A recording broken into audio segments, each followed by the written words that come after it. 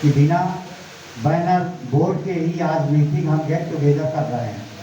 Get together इसी भांति हमेशा चलती रहनी चाहिए, क्योंकि अगर वकील सुस्त हो गया तो उसको समझो उसका माइंड काम नहीं करेगा, इसलिए उसका माइंड जो होता है वो चलायमान होता है, और जब भी वो अपनी बात करता है तो एक पुख्ते और साबूत के साथ रखता है।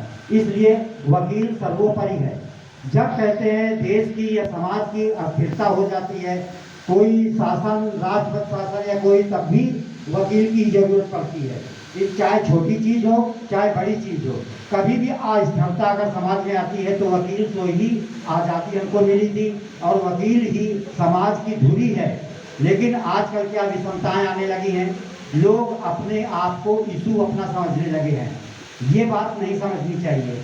आजकल का जो चुनाव है, इस तरह का चुनाव हम लोगों ने भी नहीं देखा, जबकि 5 बार का हमने प्रतिनिधित्व किया है। वाइस प्रेसिडेंट हम 2004 में थे, वरिष्ठ वाइस प्रेसिडेंट। उस समय वरिष्ठ कनिष्ठ नहीं होता सर, सिर्फ वोटों से जीता जाता था कि कौन है, तो हमने सबसे ज़्यादा वोट पा करके वरिष्ठतम पद ग्रहण किया था।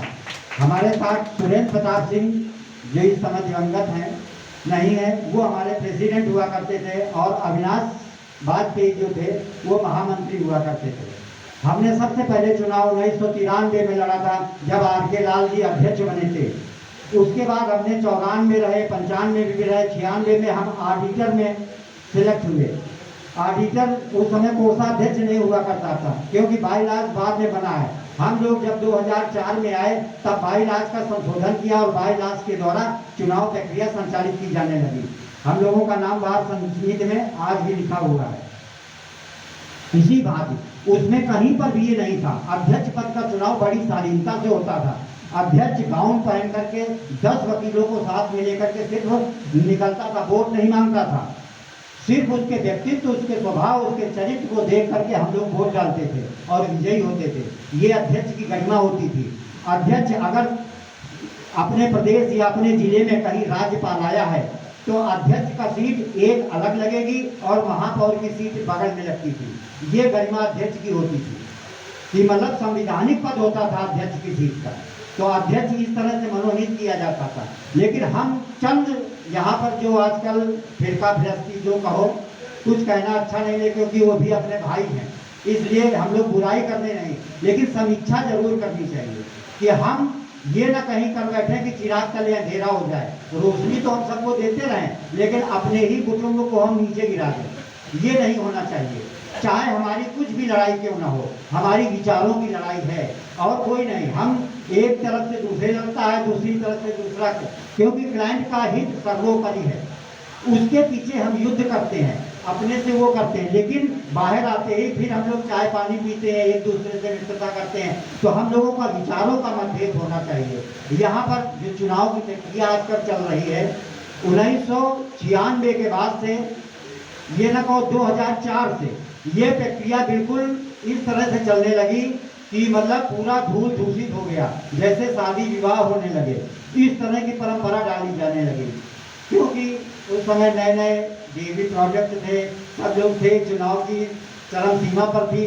कई सरकारें ऐसी आई जो चाहती थी कि जो हमारे छात्र संघ हैं ये हम इसमें शामिल हो, तो उसी परिप्रेक्ष्य में भी बार बार चुनाव मोड़ दिया गया और घर घर चिट्ठियाँ बांटने जाने लगी और रसीदों का संचालन करने लगा। वकील भी चाहता था, नया वकील आता था कि यार चलो हम लोगों के पास जेब खर्च नहीं है, कुछ नहीं, हमारी रसीदें जमा हो रही, जो कहेगा उसके साथ हम लग जाएंगे। ये प्रथा सही है, लेकिन अपने विचारों को भी आप मंथन करें कि कौन सा अधिवक्ता कौन सा हमारे हित के लिए है, समाज के हित के लिए है। क्योंकि अधिवक्ता अपने आप में विद्वान है। विद्वान शब्द जज भी लिखता है कि कोई विद्वान अधिवक्ता नहीं है, हमारे बहस की और ये किया। रजिस्ट्रार ऑफिस जाइए, अगर आपके नाम के सामने एडवोकेट लिखा है तो आपका अंगूठा नहीं लगेगा, साइन होते हैं, क्योंकि आप विद्वान हैं। जब समाज ने और जज साहब ने, इन लोगों ने आपकी व्यवस्था करी है तो उसको हमको गरिमा को संभाल करके रखना चाहिए। और अपने भाई साथियों का अगर किसी को मदद हो आर्थिक से, अपने नहीं आर्थिक है तो शारीरिक मदद है, उस तरह से संगठन को मजबूत करना चाहिए। क्योंकि संगठन कलयुग में कहा गया है कि कलयुग में संघे शक्ति कलयुगे, अगर संघ आपका मजबूत है तो कलयुग में आपकी भी वो होगी, क्योंकि अधिवक्ता का पड़ोसी ही गाँव दुश्मन हो जाएगा। क्योंकि अधिवक्ता में विचारशील हर चीज में टांग तो जरूर अड़ाता है, क्योंकि उसकी बोलने की क्षमता है और गलत उसके सामने बर्दाश्त नहीं होता।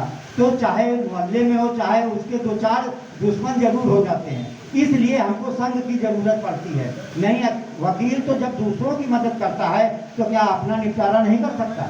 लेकिन उस समय वो अकेला पड़ जाता है जब कभी गली मोहल्ले या कहीं पर आस पड़ोस में उसको सामने समाज से टकराना पड़ता है। तब वो चाहता है कि हमारा संघ मजबूत हो और ऐसे लोग हों जो गरीब अधिवक्ताओं या जो नहीं सक्षम है उनके साथ वो खड़े हो पाए। लेकिन आजकल ये नहीं है।